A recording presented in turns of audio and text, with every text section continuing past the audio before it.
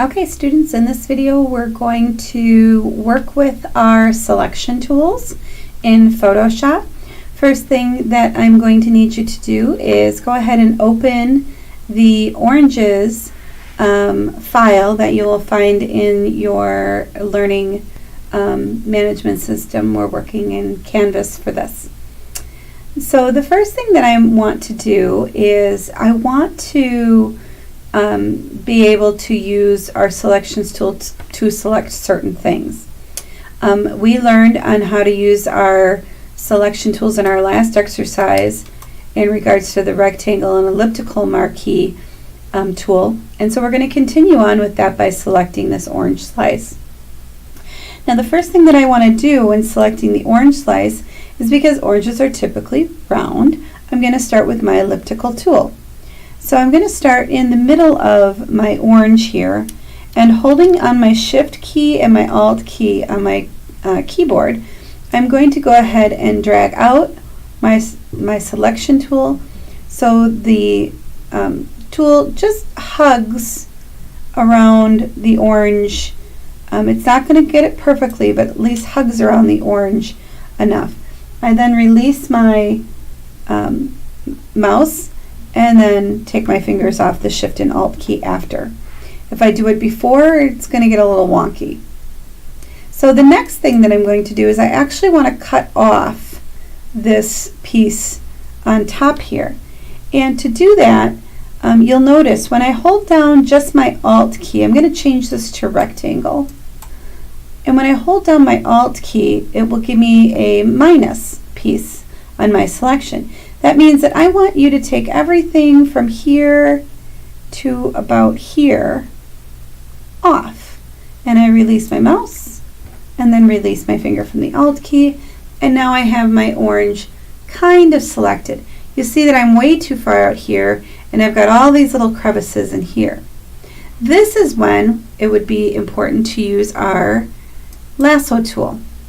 And the lasso tool works very much like our lasso tool when we were selecting pieces. However, if I want to subtract, I hold my Alt key down, and you notice I get the little subtraction by the lasso. I have to start outside, and I usually start pretty far outside just to make sure that I'm outside of the marquee. I drag in, and now I can use my lasso to come into these little crevices, and right now, because we're learning, I'm not perfect with it, but I'm coming as far as I can, and then I'm going to come all the way out. And the moment that I do that and let go, release, you can see that it brings this whole piece in. So again, I come outside holding my Alt key to make sure my minus comes up, and I'm going to come in and I'm going to get as close as I can to this edge, and then I'm going to come out and let go. Let's say I come in and I go, okay, I want to go here, and now I'm way too far in here, so I need to come out this way. I do the opposite version of this, is now I'm going to hold down my Shift key, start on the inside of the marquee, and then I'm going to come out to the side and drag it to where I need to go, and then come back in order to get that piece where I want it. This technique takes a long time to master. Whoops. Takes a long time to master, and it does take some time. Whoops. Can't keep losing it. And does take a long time to kind of make sure that we're going around. So I'm just kind of going to go around this piece fairly quickly. And you can see that now I've got this almost peninsula kind of piece. So I'm just going to come out and redo that again. Little chunks are best to do at a time.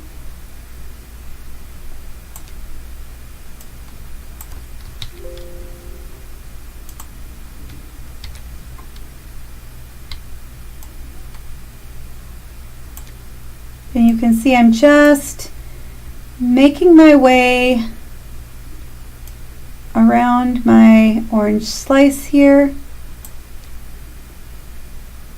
in order to get as close as I can. Now, again, here I need to come out a little bit, so I'm just going to kind of come out here a little bit and come back in, and I'm doing them with short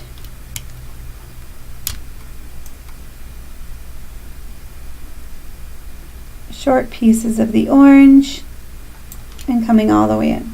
So now I have this piece selected. I'm controlling with my minus key to move out. I want to save this selection, and to do that, because I've worked so hard on it, to save a selection, I'm going to go up to Select, and I'm going to go Save Selection. Under Save Selection, it'll say this is the document that it's in, what channel are you working with. For the name, I'm going to call this name Slice, and I'm going to click OK. Now, I can Control D and say, oh, well, now it's not selected anymore. If I go up to my Select and Load Selection, I can look and say, well, it's oranges. What channel is it? Well, it's the Slice channel. So if I click on Slice and click OK, you'll see that my selection tool comes back. The next thing that I would do is do the same kind of selection on my orange. Now for this particular piece, I'm going to deselect. I'm actually going to use my Quick Selection tool for my orange. And the Quick Selection tool will then get me a ribbon that comes up. I'm going to make sure that my plus is selected. And I'm going to click and make sure that the edge of my circle selection tool and the orange meet up. And I'm just going to go ahead and I'm just going around the orange and clicking and dragging. And you see the moment that I do that, it starts to select around the whole orange. I can then go Select, Save Selection, and call this one Orange. And click OK.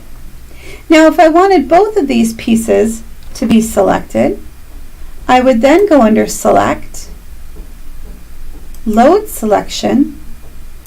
I would click on my slice and OK. Select, Load Selection, add to the selection my orange. And when I do that, it will bring up the selection of both my orange and my slice together. Now you'll notice that I do have some marquee that's in here, and to get rid of that, I can just go ahead and use my Quick Select tool and, whoops, go back, and using my plus tool, kind of just drag around that so it's all selected. Now that my orange is selected, I'm ready to change the color. To change the color, there's two different ways that I can do this. The first way that I can do this is that I'm going to come down into my right hand and use my Fill Adjust tool. And I'm going to click on Solid Color. I then have my color picker come up, and let's say this is going to be kind of a lime color. And so I'm changing my orange into a lime. Once I click OK, you would think, oh, good, we're done. No, you can totally tell that that is photoshopped. What I've done is I've created a mask of this green color over the orange. But to really show and have everything kind of show through the orange, I need to change in my layers piece normal to color. And when I do that, you can start to see that that mask then really shows the behind pieces of that orange, and now we have a lime. If I wanted to change that new lime to, let's say, a lemon, I would then just double click onto my color and come and change the color of whatever color I want it to be. And in this case, it's a lemon.